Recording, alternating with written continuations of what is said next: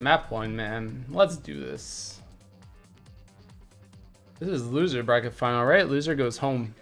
Loser is out of the playoffs. Welcome to the Oasis, of Group B. More specifically the university. I wonder if they have Korean fangirls are going crazy. Casual night in the OGN studios. Loser leaves town. Winner gets all the fangirls.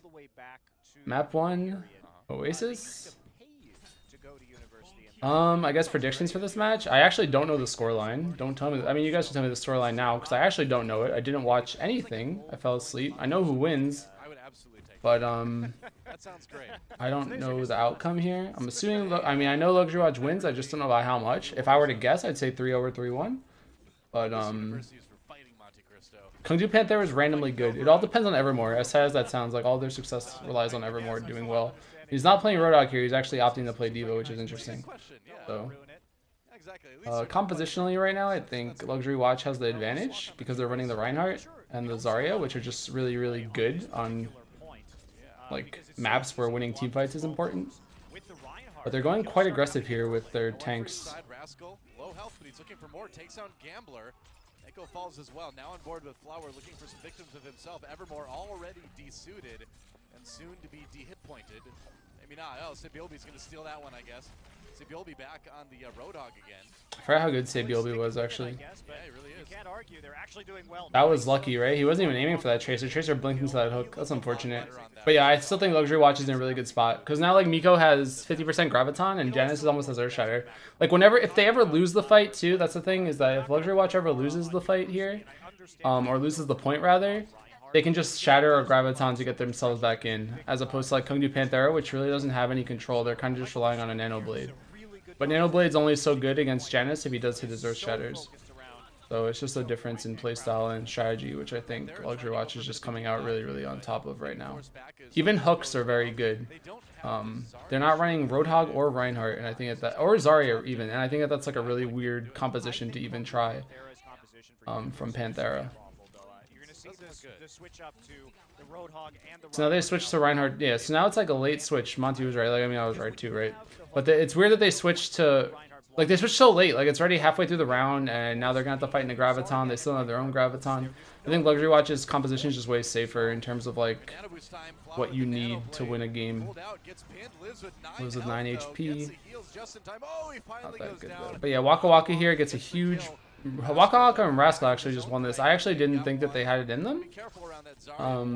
I respect Luxury Watch for acknowledging that they were going to lose that fight and only really committing to the Nano Blade. I guess that was their call, like we're only going to use Nano Blade here. Because realistically, they probably could hit an Earth Shatter there or a Graviton onto the Genji or something. But good ult management from them to only use 2.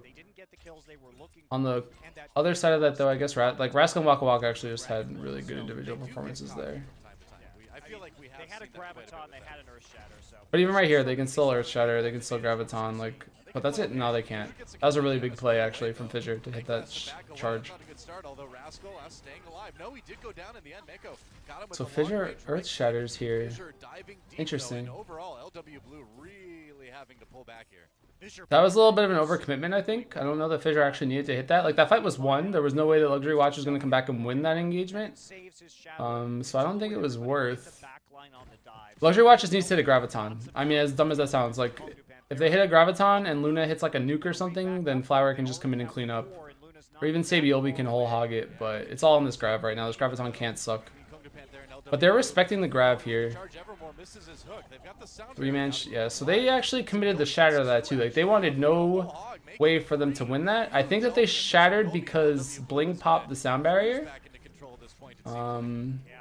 I think it was more like they can't, if they survive this Graviton, we actually will lose this game. So I don't hate the shatter there. I mean, it looks like overkill, but the sound barrier did come out. I don't know that Gambler needed the sound barrier though, but I think that they're just happy to get the point. I don't like this swap from Waka Waka actually to go onto the Zarya. I don't hate the Tracer switch, or the, what's it called, the McCree on Rascal, but I'm not really too sold on the Waka Waka Zarya because I don't think he's going to get Graviton before the game's over. Good bubble there though onto the McCree. So they're doing like a phase style Genji Blade here, just Graviton bubble, or not Graviton, Nano Boost and bubble the Gengu. ignore that. I think Evermore is just having a party down there by himself. He accepted his fate. That was pretty funny, actually.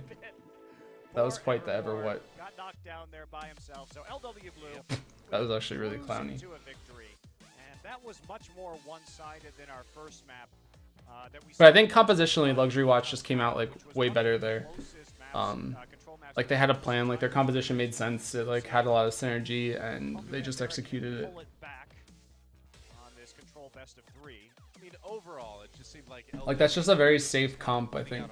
They were just brawling a little bit. As long as you have the players that can like by themselves, or that can execute rather. I also just really disliked the composition that we saw from Kongdu Panthera on University. You can run dives on either of the other 2 points on Oasis, but when everybody has to file through that choke point, and it's all about those sort of triple tank composition. So Luxury Watch comes out with more of a dive here. No Zarya on either team. I think Zarya is kind of hard to run on this map actually because of how spaced out the whole point is.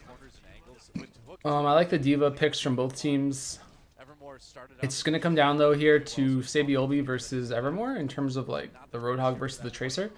If Evermore has a good game, then they can easily win this point. But if Sabiolbi has a good game, then they'll win. The positioning right now though from KDP is obviously better as they have high ground, but Luxury Watch has the point.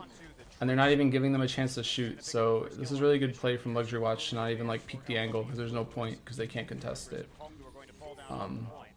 But you see here, like they just bully Evermore. I think that's kind of the strat actually if you're Kongdu Panthera, to just keep killing Evermore. Like as long as Evermore has a small impact in the game, then their odds of winning are just like substantially higher. These split spawns are getting pretty brutal too, right at the end, taking out Luffy late in the engagement as this map's weird now though for Kongdu because they don't really have the best engage. Like pretty much all you have right here is nano boosted 76. Everything else is kind of like you're relying on hooks or you're relying on like individual plays from like the Diva or the Ananukes as opposed to like Luxury Watch already won the points, so now like they have a good comp for stalling it. Like they have a Winston that'll get Primal Rage, they have a Tracer. You said they can just pop ults to win this, it's not a big deal.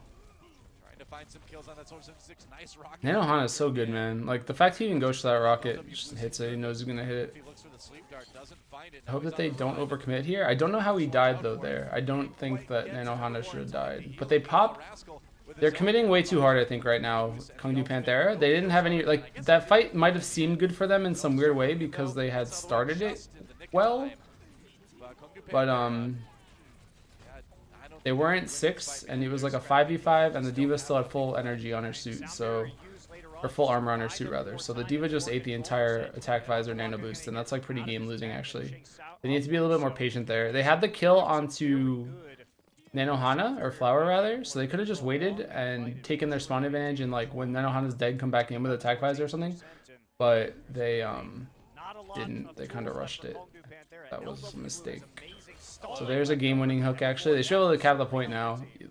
There's really no counterplay here, although Janus does have Primal Rage, so he can delay this point by himself. If they do start getting the cap here. Like, you see how there's ×1 on the point, but like it's contested, so now it's ×2, whatever, still ×3. Like, now it's going to get contested. Janus will pop Primal Rage. Yeah, there it is. Just to delay the cap. And if Lune gets back to the fight first, like they're gonna force the 99 here and at least like turn this into a huge skirmish because it's not really guaranteed who's gonna win this fight. Big play there from Janus to cancel the attack visor. That was a really bad play though from Rascal, but I think he felt pressured because they have to win this fight. Like Kongdu Panthera can't afford to lose this fight. They have to pop everything. I'm surprised he even tried to take that engage though. He should have pieced out earlier. That was a mistake from Rascal for sure. But yeah, Luxury Watch played that really well. I mean, they held the Primal Rage, they used it to delay, and then they got killed at the end of it. That was a really good play, though, from Janus. That monkey, they made a lot of value out of that monkey ult. This was the strength of LW Blue. So, yes, they have a convincing first map. But what does this mean? Now, when we saw them play Oasis, but yeah, easy 2-0.